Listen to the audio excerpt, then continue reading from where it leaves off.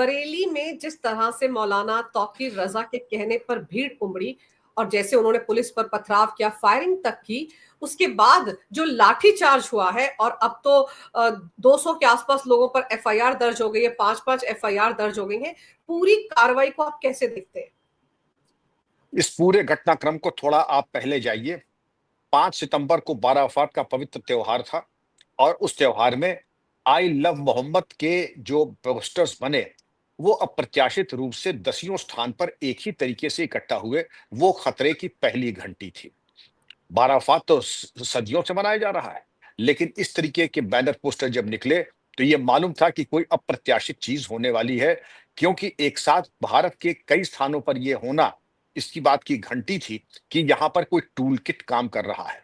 और ये कि हमने ये एक अपना दे दिया देखने की, बहुत अच्छा, किसी को दिक्कत नहीं होगी।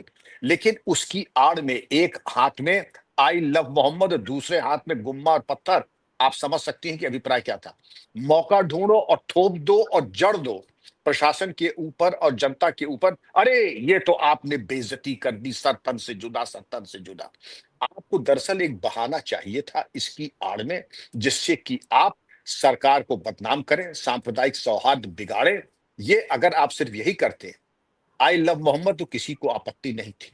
आपत्ति किससे है? आपत्ति इससे है कि उसकी आड़ में जो सर तन से जुदा कहा, उससे घनघोर आपत्ति है। ऐसे जितने लोगों ने सर तन से जुदा कहा है, उनकी एक फहरिस्त बननी चाहिए, थाने के रिकॉर्ड्स में आना चाहिए। जिन लोगों ने इसकी आड़ में वहां पर जाकर के जुलूस निकाला जहां उनको अनुमति नहीं थी, वहां पर लाके चस्पा किया जहां पर इनको इजाजत नहीं थी। आप आई लव मोहम्मद है, ये मतलब आई लव महादेव है, तो मैं अपने घर में लगाऊंगा कि आपके घर में भी जाके लगा दूंगा और बिना पूछे लगा दूंगा, आपकी इच्छा के बिना लगा दूंगा? ये किस कानून की बात है? जेब में संविधान, और जितनी असंवैधानिक बातें हैं, बेहुदगी की बातें हैं, वो सब हम करेंगे। टूल किट भाग नंबर 2।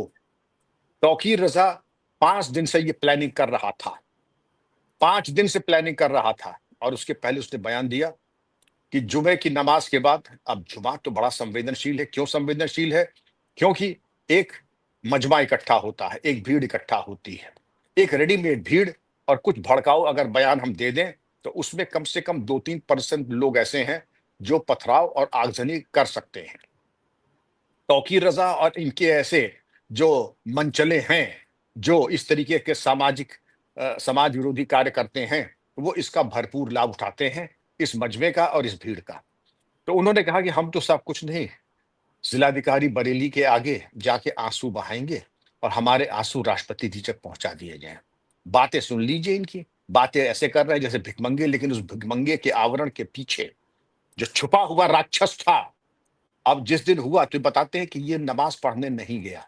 आवाहन पूरा, सोशल मीडिया पूरा एक्टिव, अफवाहों का बाजार गर्म, और उसके बाद इन्होंने जो हिंसा का तांडव किया, ये बताते हैं कि शुरू में कि 10 पुलिसकर्मी घायल थे, आज बताते हैं 22 पुलिसकर्मी घायल हैं।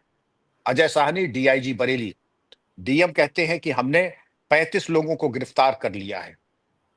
डीएम अविनाश सिंह कहते हैं कि हमने 35 लोगों को, 5 एफआईआर पंजीकृत हुई हैं और लोग चिन्हित हो रहे हैं। और इसके अलावा आप देखें कि 60 सीसीटीवी से फुटेजेस निकाली जा रही हैं। ये आदमी भावावेश में आकर के इनके ऐसे असामाजिक तत्वों के, तौकीर रजा के कहने पे आदमी हाथ पे तो पत्थर उठा लेता है, लेकिन उसके जो दुष्परिणाम है उससे थर्रा जाएगा। मैं स्वागत करता हूं योगी आदित्यनाथ जी के उस बयान का जिसमें उन्होंने कहा कि वो भूल जाते हैं कि सरकार किसकी है, और ऐसा सबक सिखाया जाएगा कि आने वाली नस्लें भूल जाएंगी आंदोलन दंगा क्या होता है और उसका क्या अभिप्राय होगा। इसके पहले न कर्फ्यू लगा, न लगेगा, न नाकेबंदी होगी, तो होगा क्या? होगा ये, रासुका यानी नेशनल सिक्योरिटी एक्ट उपधारा 1, लोक व्यवस्था भंग करना, गैंगस्टर एक्ट जिसमें चल अचल संपत्ति कुर्क होगी 14(1) के अंतर्गत, और तीसरा हो सकता है अगर कोई ऐसी तार निकल के आए तो यूएपीए के अंतर्गत भी। आप ये मान के चलिए कि जिनके ऊपर आएगा, मेरी पूरी सहानुभूति उन लोगों के साथ है, क्योंकि वो और उनका परिवार अब तबाह हो जाएगा। आपने क्या समझ करके पुलिस के ऊपर पथराव किया? आपने क्या समझ करके बरेली में आग के हवाले करने की कोशिश की? आपने खलील स्कूल में, नोवेल्टी चौराहे पर और श्यामगंज में तो गोली तक चलाई। इन इलाकों में आपने बवाल किया, पुलिस के ऊपर पथराव किया और कानून व्यवस्था को बिल्कुल तार-तार किया। फिर आपने देखा कि पुलिस ने बड़े ज़ब्त से काम लिया। मैं बधाई दूंगा बरेली के पुलिस प्रशासन को कि उन्होंने बहुत बर्दाश्त का मादा दिया। उन्होंने रबर बुलेट तक नहीं चलाए, केवल लाठीचार्ज से स्थितियां नियंत्रित कर ली। बावजूद इसके कि 22 पुलिसकर्मी घायल हैं और गंभीर रूप से घायल हैं, गन शॉट इंजरीज है उनको, गन शॉट इंजरीज भी है उनको। आप कह रहे हैं कि नहीं तो हमारे तो बेगुनाह लड़के। अब टूल किट का भाग एक तो था पहले बयान और ये दिखाओ कि हम तो दीनहीन हैं, हम तो केवल ज्ञापन देंगे। टूल किट भाग 2 बवाल कराना, बवाल कराने के बाद हिंसा करना और बवाल कराने के बाद टूल किट पार्ट 3। जैसे होता है ना, जब लठ पड़ती है तो के करके सड़क पे लगते हैं लोटने। आप, मैं उपमा नहीं दूंगा कौन ऐसे के करके रोता है। विक्टिम कार्ड, चूंकि हम अमुक बिरादरी के हैं हमारे साथ ये हो रहा। तो अमुक बिरादरी के तो आप पहले भी थे, अमुक बिरादरी के आप तब भी थे जब आपने पुलिस पे आपने गोली चलाई और आपने पत्थर चलाया, अमुक बिरादरी के आप तब भी थे जब आपने आह्वान किया। तो बिरादरी तो वही है, लेकिन टूल किट भाग 3 जो आया, अब मौलाना साहब इरशाद फरमाते हैं कि मुझे भी अतीक और अशरफ की तरह गोली मार दी जाए, मैं हुजूर के नाम पर मरना कबूल है। अब ये शहादत का जज्बा आ रहा है, ये शहादत का जज्बा जो अब आ रहा है अंजू जी, ये बड़ी देर में बासी कढ़ी में उबाल आ रहा है। आप लोग हाथी के दांत खाने के और दिखाने के और दुनिया को गुमराह करने के लिए आप ऐसे डायलॉग, फिल्मी डायलॉग आप बोल रहे हैं अजीत और प्राण की तरह। आपके डायलॉग दरअसल 2 कौड़ी के हैं। आपने नौजवानों को गुमराह किया। वास्तविकता यह है कि अगर आपकी भावभंगिमा देख ले, आपकी दोनों जेबें भरी हुई हैं, माली हालात का कहना ही किया, और उसके बाद आप युवाओं को वर्गला रहे हैं। और हकीकत में बता दूं, ये हवाई जहाज में उड़ने वाले, हेलीकॉप्टर में चलने वाले, ये पिछले 15 दिन किन किन नेताओं से मिले हैं इसको रिकॉर्ड किया जाए। ये किससे किससे मिले हैं, इसके पहले किसके हेलीकॉप्टर पर आए थे, किसके हेलीकॉप्टर पर ये गए थे लखनऊ। और लखनऊ के एक दूसरे नेताजी जो हैं वो ये कहते हैं ये कोई तरीका नहीं है, हिंसा इसका नहीं है, पुलिस को अहिंसात्मक होना चाहिए था, पुलिस को अहिंसात्मक तरीके से नियंत्रण। वो आपने बड़ा अहिंसात्मक प्रयोग किया था जब कार सेवकों के ऊपर स्वचालित हथियारों से आपने गोली चलाई और सैकड़ों कार सेवकों को आपने शहीद कर दिया। वो बड़ा हिंसात्मक प्रयोग था, बड़ा गांधीयन और विनोबा भावे जी वाला प्रयोग था। बेशर्मो, तुम्हारे मानक अलग और दूसरे के मानक अलग। अंजू जी, ये दोहरे मापदंड नहीं चलेंगे। और मैं योगी जी के बयान का स्वागत करता हूं, क्योंकि वाकई ये बरेली ही नहीं पूरा उत्तर प्रदेश कुर्बानी मांग रहा है। और कहते कभी कभी बहुत ज्यादा अपने बड़बोलापना नहीं करना चाहिए, क्योंकि आपने देखा होगा विगत 3 सालों में जिन जोनों बड़बोलापना किया, शायद सरस्वती उनकी जिह्वा पे विराजमान थी और उनकी भविष्यवाणी उनके बारे में सत्य हो गई। मैं चाहूंगा कि तौकीर रजा को अल्लाह ताला लंबी उम्र अता फरमाए, सलामत रहें, सेहतमंद रहें। लेकिन हमारे चाहने से क्या होता, जब आप जी। मुसीबत को दावत देंगे तो मेरी दुआएं कहां तक काम आएंगी, या किसी की दुआएं कहां तक काम आएंगी। और बहाना देख लीजिए, 3-4 बहाने हैं। मेरा बेटा खाना खाने आ रहा था और एक आदमी दवा लेने गया था, दूसरा मस्जिद जा रहा था। इसके अलावा चौथा बयान नहीं मिलेगा। सहानुभूति बटोरने के इससे ज्यादा आपको मार्मिक, जैसे थर्ड क्लास बी ग्रेड बम्बैया फिल्म नहीं होती है जिसमें वो निरूपा राय रोती रहती है कि मेरा बेटा दवा लेने गया है, एक बेटा वो नमाज पढ़ने गया है। ये जब तुम जो है बवाल कराते हैं तो तुम्हारा एक बेटा दवा लेने जाता है, दूसरा बेटा नमाज पढ़ने जाता है। हमें पूरी सहानुभूति है, अगर आप बीमार हैं दवा कराइए, इलाज कराइए। आपको अगर नमाज का टाइम है जरूर नमाज पढ़िए, लेकिन ये आपको हक नहीं देता है कि आप जाकर के वहां पर कानून को छिन्न भिन्न करने का कोई प्रयास या किस तरीके की डायलॉग बाजी आप करें।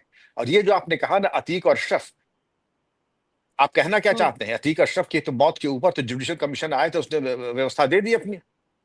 अगर आपकी भी हरकतें अतीक और अशरफ की ही तरह हैं तो भाई अपनी खैरियत आप बना लीजिए, क्योंकि जो इब्राहिम लिंकन ने यही कहा था कि those that play with the sword shall perish with the sword. ये जो सांप और सांपों के बीच में रहते हैं उनको सांप ही डसता है।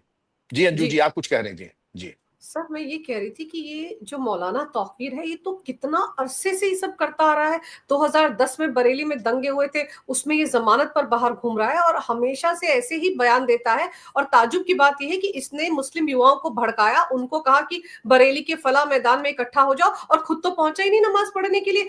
खुद तो जाकर अपने किसी दोस्त के घर में छिप गया, अब वहीं पर नजरबंद होकर वीडियो भी बना रहा है। ये जो अतीक अहमद के साथ अपनी बराबरी कर रहा है, सर वो तो माफिया थे, गुंडे थे, अपराधी थे। ये खुद को भी उस श्रेणी में देखता है, और उनका क्या ये हश्र हुआ? तो माफिया का हश्र तो सर वही होता है फिर। वो क्रिमिनल माफिया थे, ये रिलीजियस माफिया है। माफिया तो है, ये धार्मिक माफिया है।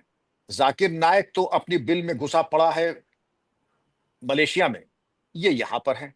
इनकी गतिविधियां, माली हालात और तासीर पूरी तरीके से एक माफिया की है, रिलीजियस माफिया की है। जैसे जाकिर नायक था वैसे ये भी है। जाकिर नायक तो अब भूमिगत हो चुके हैं, तो उनकी जगह ही इन्होंने ले ली है। मोडस ऑपरेंडाई, तौर तरीका बिल्कुल वही है, भाव भंगिमा बिल्कुल वही है, उकसाने वाली बात है। तो इसमें आप क्यों आश्चर्यचकित हैं? आदमी जब बड़ा पटाखा चलाता है तो उसमें आपने देखा होगा कि लग्गी से आग लगाता है, वहां जाके माचिस में नहीं लगाता है, क्योंकि अगर फट गया तो जलने के और विस्फोट से घायल होने की संभावनाएं हैं।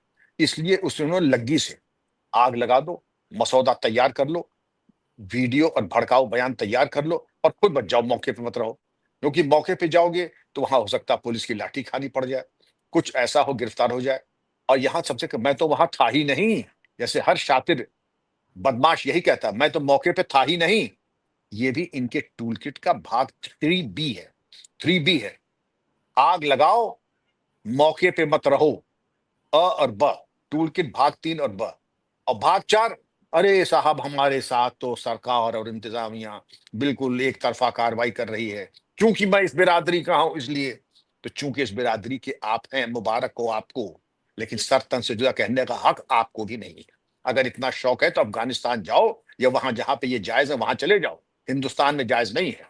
दूसरी चीज, आपको तो रोका नहीं था, आप जिस मजहब को चाहें आप अपनाएं, लेकिन आप दूसरे के मजहब को गरियाएं, सर तन से जुदा की बात करें, पुलिस के ऊपर पथराव करें, पुलिस के ऊपर गोली चलाएं, तो परिणाम तो भोगना ही पड़ेगा। आपको पहले सोच लेना चाहिए था कि मजहब की आड़, मजहब की पाकीजगी को सत्यानाश करने से पहले आपको सोचना चाहिए था कि इसके नतीजात क्या होंगे, और नतीजा भोगने के तैयार रहिए। अब इन पे लगेगा एनएसए, जैसे वांगचुक को लगा है गैंगटॉक में, इनके ऊपर लगेगा एनएसए। और मेरी संस्तुति रहेगी सरकार को, इनको यूपी में न रखिए, इनको यूपी में न रखिए, इनको भेजे कहीं आसाम वासाम, वहां पर रहे और नजरबंदी की पूरी सतह ये काटे आसाम में।